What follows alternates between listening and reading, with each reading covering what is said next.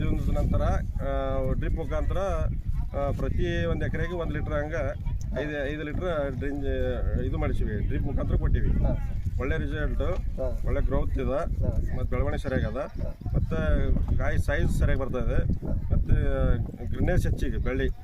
ಇವತ್ತು ನಮ್ಮದು 75 ದಿವಸ ಆಯಿತು, ಇನ್ನು ಬೆಳ್ಳಿಯಲ್ಲಿ ಇದಾಗಿಲ್ಲ, ಒಳ್ಳೆ ಗ್ರೀನೇಜ್ ಇದೆ. ಈಗ ಒಳ್ಳೆ ರಿಸಲ್ಟು ತುಂಬ ಚೆನ್ನಾಗಿದೆ. ಬರೋಬರ್ ಸರ್. ಈಗ 5 ಎಕರೆದಲ್ಲಿ ಎಷ್ಟು ಟನ್ ಬರ್ಬೋದು ಅಂತ ವಿಚಾರ ಮಾಡ್ತೀರಿ ಸರ್? ಲಾಸ್ಟ್ ಟೈಮ್ ಅಂತೂ ಲಾಸ್ಟ್ ಇಯರ್ 130 ಟನ್ ಆಗಿತ್ತು. ನಾನು ಅಂದಾಜು 150 ಟನ್ ರೀಚ್ ಆಗ್ಬೋದು. 100% ಬರ್ತದೆ. 100% ಬರ್ಬೋದು. Okay sir. ಈಗ RPS ಬಗ್ಗೆ ನಿಮಗೆ ಖುಷಿ ಇದೆ ಅಲ್ಲ ಸರ್? ಒಳ್ಳೆ ತುಂಬಾ ಖುಷಿ ಇದೆ. ಈಗ ಬೇರೆ ರೈತರಿಗೆ ಅದ್ರ ನೀವು ಯೂಸ್ ಮಾಡೋದಿಲ್ಲ? ಈಗ ಆಲ್ರೆಡಿ ನಾನು ಮುಂಚೆಯಾಗಿ ಹೇಳಿದ್ದೀನಿ, ಭಾಳ ರೈತರು ರೆಕಮೆಂಡ್ ಕೂಡ ಮಾಡೀನಿ, ಯಾಕಂದ್ರೆ ನಂಗೆ ಒಳ್ಳೆ ರಿಸಲ್ಟ್ ಸಿಗ್ತದೆ. RPS ಈಗ ನಾನು ಕನಿಷ್ಠ 5 ವರ್ಷದಿಂದ ಯೂಸ್ ಮಾಡ್ತಾ ಇದ್ದೀನಿ, ಒಳ್ಳೆ ರಿಸಲ್ಟ್ ಅದ. ಎಲ್ಲ ರೈತರಿಗೂ ನಾನು ಕೇಳ್ಕೊಳ್ತೀನಿ ಅಂದ್ರೆ RPS ಒಳ್ಳೆ ರಿಸಲ್ಟ್ ಇದೆ, ನೀವು 1 ಟೈಮ್ ಯೂಸ್ ಮಾಡಿ ನೋಡ್ರಿ, ನಿಮಗೆ ಗೊತ್ತಾಗ್ತದೆ. ಓಕೆ ಸರ್, ಧನ್ಯವಾದ. ಓಕೆ.